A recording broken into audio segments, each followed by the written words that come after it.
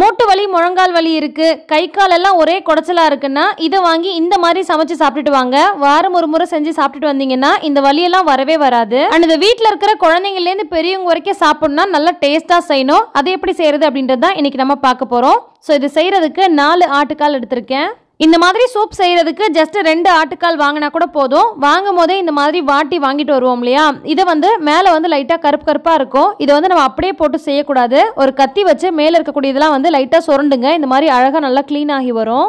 இது சுடுதண்ணியில் போட்டு முடியெல்லாம் எடுத்துட்டு அதுக்கப்புறமா டேரெக்டாக அனலில் காமிச்சு இதை வாட்டுவாங்க. அதனால மேலே ஒரு லேயர் மாதிரி கருப்பாக படிஞ்சிருக்கும். ஸோ இந்த மாதிரி பண்ணாதான் இது நல்லா க்ளீன் ஆகும். இந்த மாதிரி செய்யும் போது சின்ன சின்ன முடிகள்லாம் ஒட்டி இருந்துச்சுன்னா கூட அழகாக க்ளீன் ஆகி வந்துடும். மீதி இருக்கிற எல்லா ஆட்டுக்கால்களையும் இந்த மாதிரி கத்தி வச்சு க்ளீன் பண்ணிட்டு இது தேவையான அளவுக்கு பீஸ் போட்டு எடுத்துட்டு வந்துடலாம். உங்களுக்கு என்ன சைஸ்ல வேணுமோ அந்த சைஸ்ல பீஸ் போட்டுக்கோங்க. நான் ரொம்ப சின்னதாகவும் இல்லாமல் ரொம்ப பெருசாகவும் இல்லாமல் மீடியமாக பீஸ் போட்டிருக்கேன்.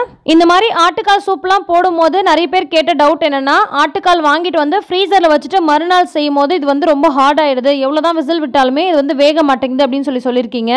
இதுக்கு நான் ஒரு ட்ரிக் யூஸ் பண்ணுவேன். அது என்ன அப்படின்றத நான் உங்களுக்கு வீடியோவில் சொல்கிறேன். இப்போ சூப்புக்கு தேவையான மசாலா ரெடி பண்ணிக்கலாம். ஒரு மிக்சர் ஜாரில் 2 மீடியம் சைஸ் வெங்காயம் ரஃபாக கட் பண்ணி சேர்த்துருக்கேன். கூடவே ஒரு தக்காளியை ரஃபாக கட் பண்ணி சேர்த்துருக்கேன். இது கூடவே ஒரே ஒரு பச்சை மிளகாய் சேர்த்துருக்கேன். 1 டேபிள் ஸ்பூன் அளவுக்கு இஞ்சி பூண்டு விழுது சேர்த்துக்கிறேன். 1 டேபிள் ஸ்பூனுக்கும் கொஞ்சம் கம்மியாக தான் இருக்கும். ரொம்ப அதிகமாக சூப்புக்கு இஞ்சி பூண்டு போடாதீங்க. அடுத்து இது கூட 1/2 ஸ்பூன் அளவுக்கு முழு மிளகு சேர்த்துக்கிறேன். இது எல்லாத்தையுமே நம்ம கோர்ஸாக அரைச்சி விட்டு எடுத்துகிட்டு வந்துடலாம். மிளகு பொடியும் சேர்ப்பேன். ஆனால் இந்த மாதிரி நம்ம சேர்க்கும் போது ஒன்றும் பாதியமாக அரைப்பட்டு வரும். அதனால 1/2 ஸ்பூன் அளவுக்கு மட்டும் இந்த சமயத்தில் நான் சேர்த்துருக்கேன். ரொம்ப நைஸாக அரைச்சிடாதீங்க, கோர்ஸாக அரைச்சி எடுத்துக்கோங்க. இப்போ ஒரு குக்கரில் நம்ம க்ளீன் பண்ணி வச்சிருக்க ஆட்டுக்காலை சேர்த்துட்டு நம்ம அரைச்சி வச்சிருக்க இந்த மசாலாவையும் இது கூட சேர்த்துக்கலாம். மசாலா அரைச்சி அதே மிக்சர் ஜாரில் தேவையான அளவுக்கு தண்ணி சேர்த்துட்டு அதையும் இது கூட சேர்த்துக்கலாம். இந்த ஆட்டுக்கால் வேகிறதுக்கான தண்ணி பார்த்தீங்கன்னா ஆட்டுக்கால் மூழ்கிற அளவுக்கு நம்ம தண்ணி சேர்க்கலாம். இல்லை நமக்கு அவ்வளோ சூப் தேவையில்லை அப்படின்னா கொஞ்சம் கம்மியாக கூட சேர்த்துக்கலாம். இன்னொன்று, ஆட்டுக்கால் சூப் போடும்போது எப்போதுமே ஹையில் வச்சு விசில் விடக்கூடாது. மீடியம் ஃப்ளேமில் அல்லது மீடியம் டு சிம் ஃப்ளேமில் வச்சு தான் நம்ம விசில் விடணும். அப்போ தான் நமக்கு நல்லா அந்த கால்கள் நல்லா பஞ்சு மாதிரி வெந்து வரும். ஸோ வயசானவங்க கூட சாப்பிட்றதுக்கு கரெக்டாக இருக்கும். இப்போ இது கூட 1/4 ஸ்பூன் மஞ்சள் பொடி, 1/2 ஸ்பூன் ஜீரக பொடி, 1 ஸ்பூன் மிளகு பொடி சேர்த்துருக்கேன். இப்போ இது கூட தேவையான அளவுக்கு உப்பு சேர்த்துக்கோங்க.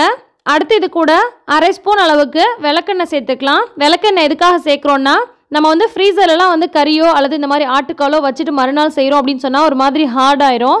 ஸோ நம்ம என்னதான் வேக வச்சாலுமே அது நல்ல பஞ்சு மாதிரி சாஃப்டாக வேகாது. ஸோ அதுக்காக தான் நம்ம கொஞ்சமாக விளக்கெண்ணெய் சேர்த்துருக்கோம். இந்த மாதிரி சேர்த்து பண்ணும்போது நல்ல பஞ்சு மாதிரி நல்லா சாஃப்டாக சூப்பராக வெந்து வரும். ட்ரை பண்ணி பாருங்கள். கடைசியாக கொஞ்சமாக புதினா சேர்த்துட்டு குக்கர் க்ளோஸ் பண்ணிக்கிறேன். நீங்கள் மல்லித்தழை கூட சேர்த்துக்கலாம். நான் கடைசியாக மல்லித்தழை சேர்க்கறதுனால இந்த சமயத்தில் மல்லித்தழை சேர்க்கல. இப்போ இதை மிதமான தீயில வச்சு நல்லா 8 to 10 விசில் விட்டுக்கோங்க.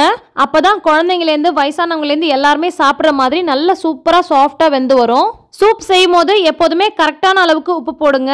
ரொம்ப அதிகமாக போட்டுட்டீங்க அப்படின்னு சொன்னால் இது நல்லா வெந்து சுண்டி வரும்போது உப்பு அதிகமாக இருக்கிற மாதிரி தெரியும். ஸோ ஒரு கல் உப்பு கம்மியாக கூட போடுங்க. தேவைப்பட்டால் நம்ம கடைசியாக சேர்த்துக்கலாம். இப்போ ப்ரெஷர்லாம் போனதுக்கு அப்புறமா பொடியாக கட் பண்ணி வச்சிருக்க மல்லித்தழையை தூவி ஒரு முறை நல்லா கலந்து விட்டுக்கோங்க. ஆட்டுக்கால் நல்லா மிருதுவாக நல்லாவே வெந்து வந்திருக்கு. அப்படியே சுட சுட சர்வ் பண்ண வேண்டியதான். காலையிலையோ அல்லது ஈவினிங் டைம்லையோ குடிக்கிறதுக்கு செம்மையாக இருக்கும். மூட்டுக்கு மூட்டு இருக்கிற ஜாயின்ஸில் இருக்கக்கூடிய எண்ணெய் பசை குறையிறதுனால தான் உடம்புல நிறைய வலியெல்லாம் வருது. ஸோ அதெல்லாம் க்யூர் பண்ணுறதுக்கு இது நல்லாவே ஹெல்ப் பண்ணும். குடிக்கும் போது நல்லா மேலே பெப்பர் பவுடர் தூவி குடிங்க.